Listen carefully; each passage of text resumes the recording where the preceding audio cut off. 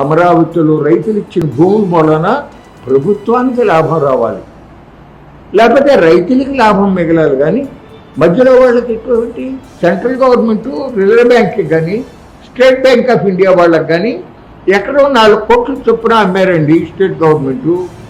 కానీ విట్ ఎస్ఆర్ఎం ఈ ప్రైవేట్ యూనివర్సిటీలు ప్రైవేట్ వాళ్ళకి 50 లక్షలకు ఇచ్చారు.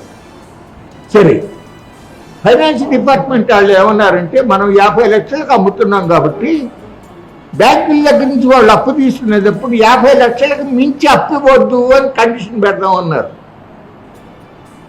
వాళ్ళు వెళ్ళి సీఎం గారిని కలిశారు చంద్రబాబు, ఆ కండిషన్ తీసేశారు.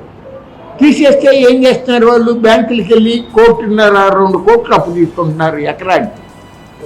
అంటే గవర్నమెంట్ కట్టే డబ్బు, వాడు బిల్డింగ్ కట్టే డబ్బు బ్యాంకు నుంచి ఆడికి వస్తుంది. అంటే భూమి రైతుల్ని, డబ్బు బ్యాంకుల్ని, వ్యాపారం వాడివి, లాభం వాడివి. ఈ విధానాలని కరెక్ట్ కాదండి, దయచేసి మార్చుకోండి అని చెప్పి కోరుతూ ఉన్నాం.